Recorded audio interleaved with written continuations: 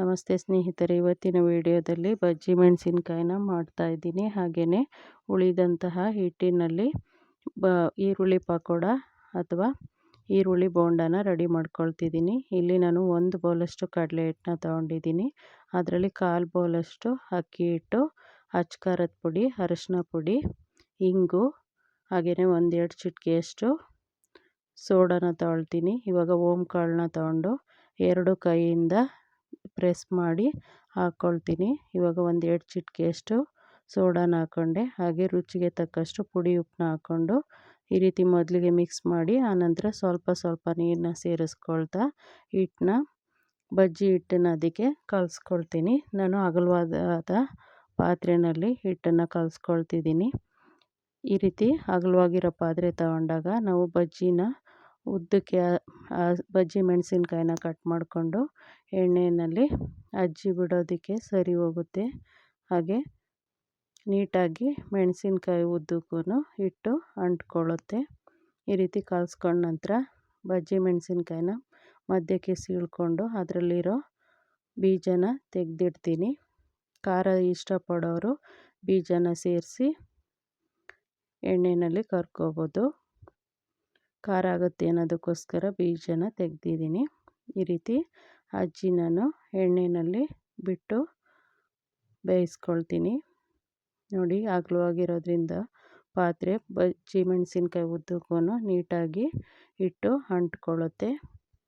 ಇವಾಗ ಬಾಣಲೆಗೆ ಬೇಯೋಕ್ಕೆ ಇಟ್ಟಿರೋದನ್ನು ಹೊಂಬಣ್ಣ ಬರೋವರೆಗೂ ಬೇಯಿಸ್ಕೊಂಡು ತೆಗೆದಿಟ್ಕೊಳ್ತೀನಿ. ಹೊಂಬಣ್ಣ ಬರಬೇಕು. ಹಾಗೆಯೇ ನೊರೆ ಏನಿದೆ, ಬಬಲ್ಸ್ ಏನಿದೆ ಅದು ಕಡಿಮೆ ಆಗೋವರೆಗೂ ಮಧ್ಯಮ ಉರಿನಲ್ಲಿ ಬೇಯಿಸ್ಕೋಬೇಕು. ಈ ರೀತಿ ಹೊಂಬಣ್ಣ ಬರೋವರೆಗೂ ಬೇಯಿಸ್ಕೊಂಡು ತೆಗೆದಿಟ್ಕೊಳ್ತೀನಿ. ಮತ್ತು ಇನ್ನೊಂದು ಸಾರಿ ಬಜ್ಜಿನ ಹಾಕ್ಕೊಳ್ತೀನಿ. ಈ ರೀತಿ ಒಂದ್ರ ಪಕ್ಕ ಒಂದು ಬಜ್ಜಿ ಮೆಣಸಿನ್ಕಾಯಿನ ಹಿಟ್ಟಿನಲ್ಲಿ ಅದ್ದಿ ಎಣ್ಣೆಯಲ್ಲಿ ಹಾಕ್ಕೊಳ್ತಿದ್ದೀನಿ. ಇದು ಬೆಂದ ನಂತರ ತೆಗೆದಿಟ್ಕೊಂಡು ಉಳಿದಂಥ ಹಿಟ್ಟಿಗೆ ನಾನು ಈರುಳ್ಳಿ ಬೋಂಡ ಅಥವಾ ಈರುಳ್ಳಿ ಪಕೋಡನ ರೆಡಿ ಮಾಡ್ಕೊಳ್ತಿದ್ದೀನಿ. ಈ ಹಿಟ್ಟಿಗೆ 1-3 ಈರುಳ್ಳಿನ ಕಟ್ ಮಾಡಿ ಸೇರಿಸ್ಕೊಂಡಿದ್ದೀನಿ. ಸ್ವಲ್ಪ ಕೊತ್ತಂಬರಿ ಸೊಪ್ಪು, ಸ್ವಲ್ಪ ಕರಿಬೇವು, 3 ಹಸಿಮೆಣಸಿನ್ಕಾಯಿನ ಸಣ್ಣಗೆ ಕಟ್ ಮಾಡಿ ಹಾಕ್ಕೊಂಡಿದ್ದೀನಿ. ಹಾಗೆ 1-2 ಸ್ಪೂನಷ್ಟು ಅಕ್ಕಿ ಹಿಟ್ಟನ್ನ ಸೇರಿಸ್ಕೊಂಡಿದ್ದೀನಿ. ಈ ರೀತಿ ಮಿಕ್ಸ್ ಮಾಡ್ಕೊಳ್ತೀನಿ. ಸ್ವಲ್ಪ ಉಪ್ಪು ಸೇರಿಸ್ಕೊಂಡಿದ್ದೀನಿ. ಈ ರೀತಿ ಮಿಕ್ಸ್ ಮಾಡ್ಕೊಂಡ ನಂತರ ನಾನು ಬಜ್ಜಿ ಮಾಡ್ಕೊಂಡಿರೋಂಥ ಎಣ್ಣೆಲೇ ಇದನ್ನು ಸ್ವಲ್ಪ ಪಕೋಡ ರೀತಿ ಕಟ್ ಮಾಡಿ ಉಂಡೆ ಮಾಡಿ ಸೇರಿಸ್ಕೊಳ್ತೀನಿ. ನಾನು ಒಂದೇ ಸಾರಿಗೆ ಉಳಿದಂಥ ಹಿಟ್ಟಿನಲ್ಲಿ ಕಲಿಸ್ಕೊಂಡು ಹಿಟ್ಟನ್ನೆಲ್ಲ ಬಾಣಲೆಗೆ ಹಾಕ್ಕೊಂಡಿದ್ದೀನಿ.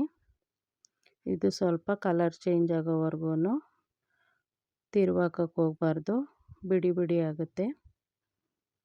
ಸ್ವಲ್ಪ ಬೆಂದ ನಂತರ ತಿರುವಾಕೊಂಡ್ರೆ ನೀಟಾಗಿ